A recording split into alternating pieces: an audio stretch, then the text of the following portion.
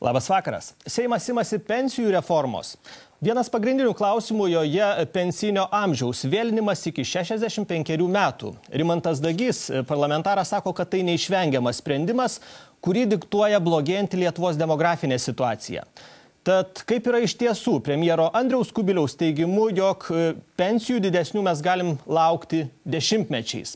Apie tai kalbėsime su studijos svečiais Julium Veselka, parlamentaru. Labas vakaras. Labas vakaras. Socialinių reikalų ir darbo viceministru Audrium Bitinu. Sveiki. Su mumis Romas Lazutka, Vilniaus universiteto profesorius. Sveiki.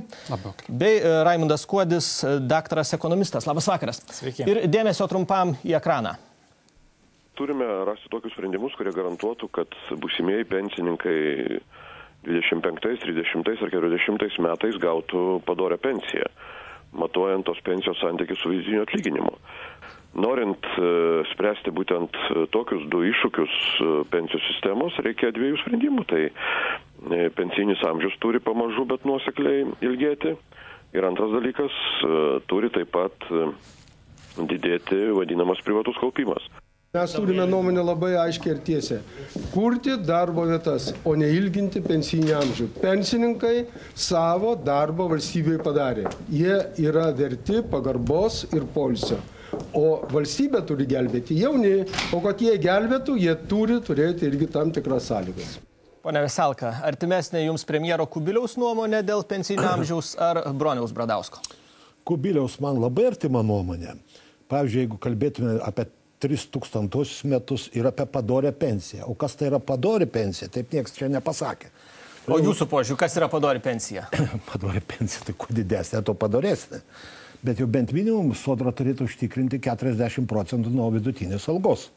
Kur yra tai būtų... 40. Profesorius prieš laidą sakė, kad vakaruose 70% nuo vidutinės algos skaitoma adekvati pensija pragyventi. Taip, yra racionalu, kad žmogus visą savo gyvenimą pragyventų maždaug panašiai, nebūtų didelių pakilimų, prabangaus gyvenimo ir paskui nuopolių, tai yra skurdaus gyvenimo. Tai reikėtų, kad maždaug į pensiją išėjus gautų apie 70% algos, tai jis gyvens panašiai kaip ir uždirbdamas, kadangi... Nepajus tokio... Taip, kadangi senatvėje turi šiokių tokių mažiau išlaidų. Žinoma, jeigu turim galvoje, kad sveikata yra užtikrinama valstybės vėl sveikatos apsauga. Taip, Europos Sąjunga beje yra sukūrus net žalią knygą apie pensijų adekvatumą, kad vienas iš tikslų, kad pensijos turėtų būti adekvačios pragyvenimui.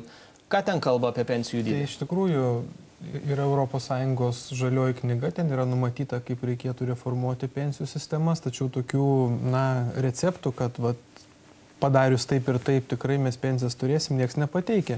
Visų pirma, kiekviena ES valstybė turi savo, reiškia, nacionalinės sistemas ir, ES gali tik rekomenduoti. Ir, sakysim, buvo diskusijos paskutinė Europos ministrų taryboje socialinių reikalų, kad vis dėlto galbūt reikėtų nustatyti kažkokias minimales pensijas, galbūt reikėtų bandyti europinių lygmenių vienodinti pensinį amžius, tačiau ministrai tam nepritarė ir toliau lieka taip, kaip yra.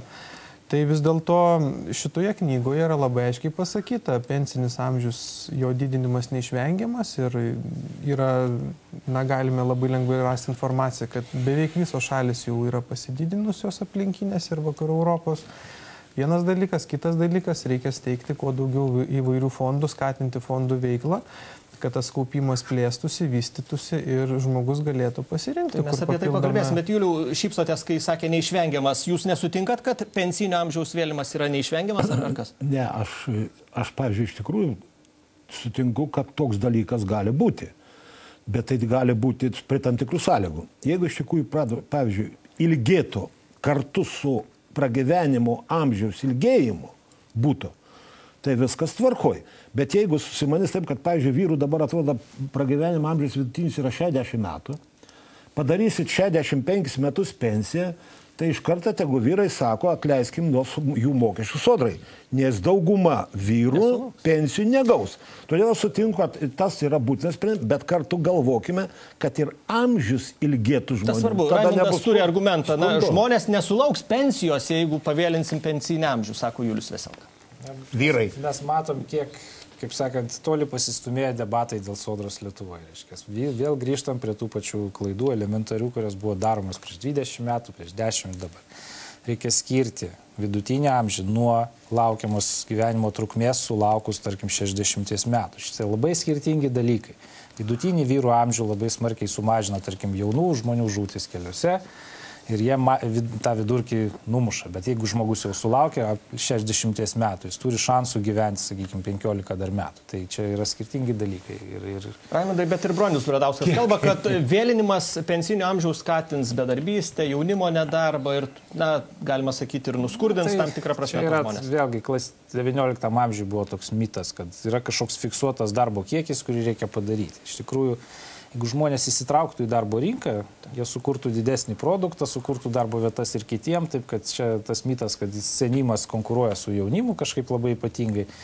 Tai yra didelis mitas, iš tikrųjų to darbo daugėtų. Reiškia, jeigu mes kitaip tvarkytume šitą ekonomiką ir būtų tų senų žmonių daugiau, sakykime, darbo rinkoje, jie vis tiek susirastų ką veikti. Atsiras visas sektorius senų žmonių paslaugų seniems žmonėms. Neišvengiama, tas turi atsitikti dėl šitos demografinės krizės. Gerai, bet prie tokio konteksto bedarbystės vis dėlto ar nepablogins? Neprisiriškim prie šios dienos, mes kalbėkime apie ilgus dalykus. Jeigu mes žiūrėsim viską... Negalima apie komunizmą kalbėti tolimą. Šios dienos kontekste tai nieko nedarysim. Šiandien žmogus gyvena, šiandieniniam žmogui reikia gauti pensiją, šiandieninio žmogo amžius toks. Mes visada kalbėkime apie tolimą perspektyvą.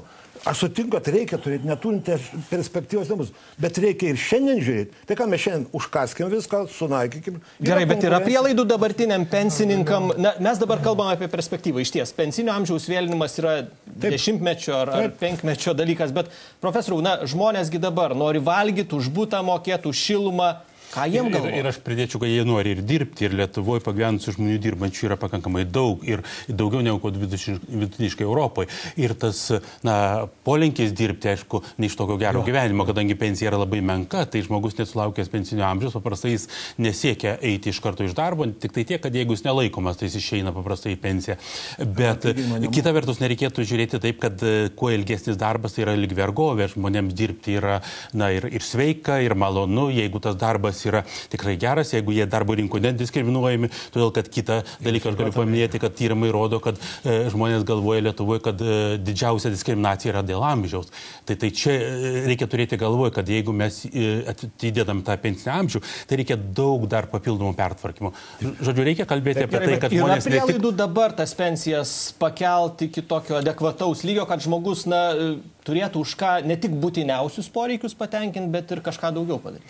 Na, iš karto labai daug nepakelsim, todėl kad atitinkamą lygį tą pensijų mums diktuoja ekonomika, bet kita vertus, jeigu mes pažiūrėtume, kiek mes skiriam iš savo ekonomikos nuo bendro vidaus produkto pensijoms, tai mes skiriam nedaug. Tik tiek dabar, kad krizės metu tas bendras vidaus produktas labai smuktelėjo, tai automatiškai išaugo ta dalis, o šiaip mes skirdavom senatvės pensijom iki 6% bendro vidaus produkto, kitos šalis skiria apie 9%, tai suprantama, kad ir pensijos gali būti bent trečdaliu didesnės. Dešimtmečių gali prireikti padorių pensijų sulaukti. Tai aš galiu pasakyti labai paprastą dalyką. Mes dabar galvom, kad sausio 1 dieną pensinis amžius bus 65 metai. Iš tiesų nereikia pamiršti, kad jisai ilgės labai po nedaug. Kokiam laikotarpiu jūs pasieksite? 26 metais mes tik tai pasieksim 65 metus ir jeigu mes dabar tą sprendimą atkelinėsim, tai tiesiog ateityje reikės greičiau tą amžių didinti vis tiek. O kaip viceministrė bus žmonėm? Po keletą mėnesių kasmet? Vyram po 2 mėnesius, moterim po 4 mėnesius, kad tas amžius išsilygintų.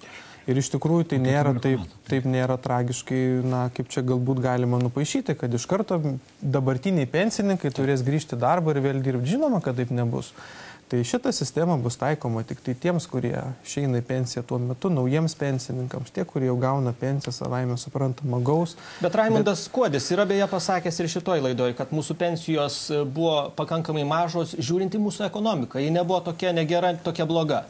Dėl šešėlinės ekonomikos dydžio visų pirma ir žinoma dėl to, kad buvo daug privilegijuotų grupių, kurios nenorėjo mokėti sodrai, politikai mielai dalino joms šitas lengvatas ir tada užsisuko amžinas ratas. Tada ir kitos grupės nori panašių lengvatų ir gaunasi taip, kad tas sodros, kaip sakant, pajamų bazė vis siaurėjo ir siaurėjo. Tai ar tramdomos tos grupės, Raimundai, dabar? Kaip jos tramdomos? Naujų atsiranda. Dabar žiūrėkit, mokytojai ateina ir sako, mes baigiam išprotėti nuo mūsų vaikų, leiskit mūsų į pensiją 60 metų. Nu, aš dėl pirmo argumento argumento sutinku, išprotėti galima dėl mūsų vaikų. Nuo studentų jūs ne... Bet baigiu išprotėti. Ja, bet mes negalim leisti šitaip visuomeniai, sakykime, keruoti tam neteisingumui, nes tikrai po mokytojų bus ir medikai ir aš jau nekalbu apie, tarkim, šiukšliavežius, kurie dirba labai nemalonų darbą, bet jie nėra organizuoti ir jie niekada neišsimuš nei pensijom kokių nors lengvatų, kaip mokytojai, ar ten statutiniai pareigūnai, nieko. Bet jūs norit pasakyti, kas garsiau rėkia šitoje valstybėje? Visiškai, absoliučiai. Visą laiką tą pasiekti gali. Pareigūnai irgi, kad 25 metus reikia įti į pensiją, tai yra atgyvena.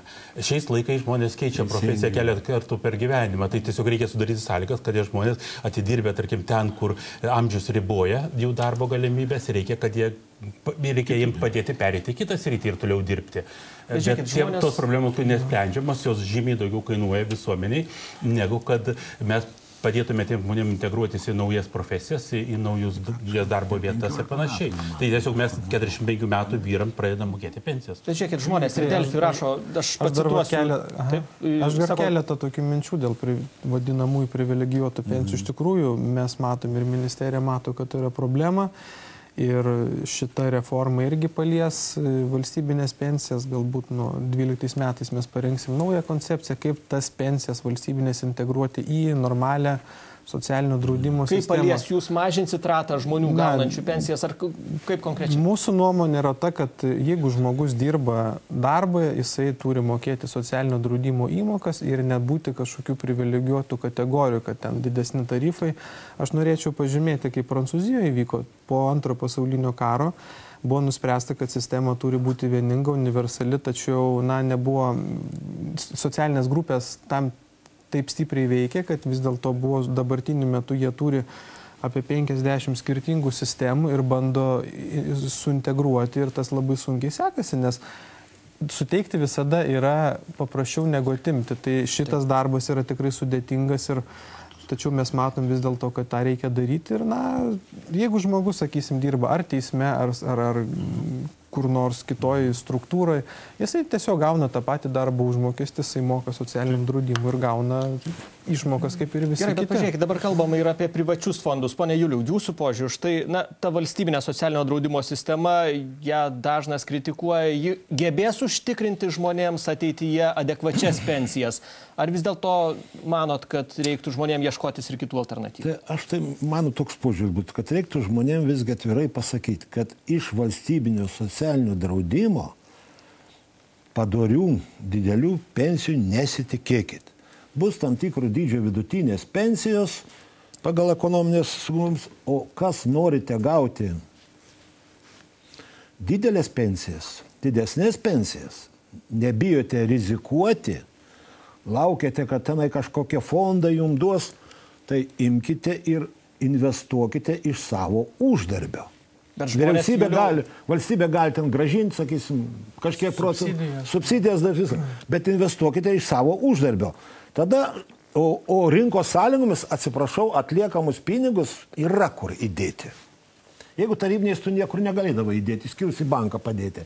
Tai čia yra dideli šansai. Todėl visi tie siekiai, kad iš socialinio valstybinio socialinio draudimo bus padorios didelės pensijos ir dar iš sodros surenkum pinigų kaupti privačius pensijų fondus, o ne patys, kad draudikai rūpintųsi tais, o tik valstybė paskatintų.